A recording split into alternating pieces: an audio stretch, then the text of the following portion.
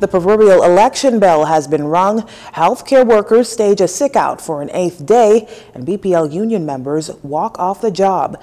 Good evening, everyone. I'm Leah Cooper with your JCN News for this Thursday, August 19th. Parliament has been dissolved after a second day of proclamations by Commissioner of Police Paul Roll, acting in his capacity as Provost Marshal. Commissioner Roll read the proclamation from Governor General Cornelius Smith, setting the wheels in motion, and now elections are on the horizon.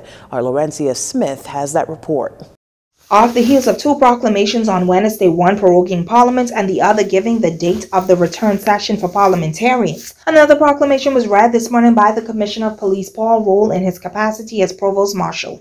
That proclamation dissolving Parliament, and now the wheels are in motion for general elections. Proclamation: whereas the Parliament of the Commonwealth of the Bahamas stands dissolved from the 19th day of August 2021. And whereas it is provided by Article 65 of the Constitution that each session of Parliament shall be held at such place and commence at such time as the Governor General may by proclamation appoint.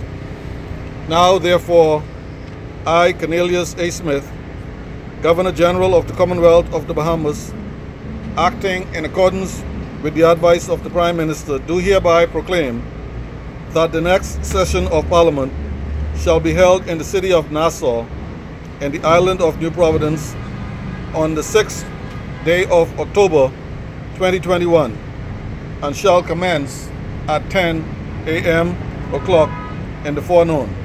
Prime Minister Dr. Hubert Minnis, in a 10-minute televised national address just 1 hour after the proclamation, told Bahamians it's time for them as a people to choose who they will elect to form the next government of the Bahamas. As the country is navigating its way through the global COVID-19 pandemic, Dr. Minnis says the next government will have key decisions to make in enacting post-pandemic public health legislation, continue economic growth, and rebuilding and renewing a post-COVID-19 Bahamas. I have advised the Governor General to issue the writs of election, which will be held on Thursday, the 16th of September 2021. We have a long tradition of peaceful elections. Let us continue that proud tradition. We must discuss the issues rigorously and peacefully, contrasting our various visions for the country. In our democratic tradition, the people rule. Your collective wisdom will decide our way forward. Your collective wisdom will decide our shared future. Just this morning, the country received nearly 40,000 doses of the Jcn Johnson vaccines. These vaccines follow 128,700 doses of the Pfizer biotech vaccine, courtesy of the United States government, allowing Bahamians now to have a choice of 3 brands of COVID-19 vaccines. Dr. Minnis says the country is moving towards vaccinating every Bahamian who wishes to be vaccinated. Your next government will have key decisions to make in enacting post-pandemic public health legislation. Your next government will have to make other key decisions to build on the robust economic growth started on our watch. Your next government will have to make important decisions on rebuilding and renewing a post-COVID-19 Bahamas. A new mandate is needed to ensure that a government is in place to do this difficult work over the long term as we are reaching a critical turning point in the pandemic. He adds, for a time, we will have to abide by health and safety measures. Dr. Minnis urged all political parties to conduct their campaigns in keeping with the public health guidelines. The Prime Minister will address the nation again on Sunday, the 22nd of August at 8 p.m. on matters relating to the ongoing response to the COVID-19 pandemic, including the arrival of more vaccines and on the vaccination rollout on the Family Islands. I'm Laurencia Smith for Jcn News. The official opposition responding to the general elections proclamation, or the proverbial ringing of the bell, on Wednesday. Progressive Liberal Party leader Philip Davis called on the Prime Minister to ring the bell as he contends the nation is in a crisis. On Wednesday, the PLP leader said the Minnis government's corruption and incompetence are strangling the country, adding that the country cannot afford any more chaos and dysfunction and uncertainty. Well, the Prime Minister has done just what the opposition has called for, and elections are slated for September 16th. PLP Chairman Senator Fred Mitchell says Dr. Minnis has finally given in to the inevitable. In a statement, he says the government's incompetence, corruption, and lack of compassion for the Bahamian people have given rise to the worst series of crises the country has experienced since independence. With the ringing of the bell, Senator Mitchell says the Bahamian people can deliver their final verdict on this failed administration.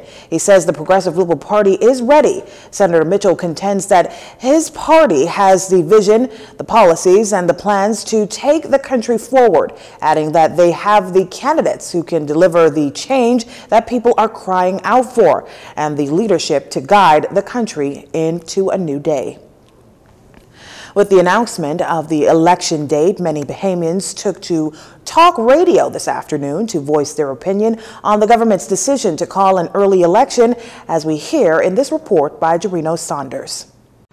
While it may not be a snap election, on Thursday, the Prime Minister announced September 16th as the date for the early general elections as the government seeks a new mandate. Needless to say, the dissolution of the House of Assembly and the announcement of a date for the general elections was no doubt the hot topic of the day. And on Love 97's talk show, Issues of the Day with host Wendell Jones, ordinary citizens called into the show to voice their opinions and concerns about what has unfolded over the past 2 days and the timing of the general elections. One female caller is of the opinion that the Prime Minister and the government have conceded. I think it's an awful time to call an election. The country is not on its knees, it's on its back. We are sick and dying people in trouble. And what Mr. Minnis has effectively done is he's waved the white flag. He has surrendered, almost proving, what his detractors were saying all along. And that's that his administration was not up to the task of governing this country. Now, why you say he has surrendered? Yeah, he has. Jones, we gave him a mandate, a 5-year mandate. Where is he going? He has jumped ship. Left us at a time when we need help. We need leadership. And he has jumped ship. Another female caller to the show says the FNM government is guilty of many of the same things they accused the previous government, especially when it comes to a lack of transparency regarding the people's business. The very same thing the competent authority accused the former administration of doing, that became his downfall. And quite obviously, it shows that not only the country collapsed, but his entire administration. And the icing on the cake was when they brought all that information on his Minister of Health, Mr. Wells.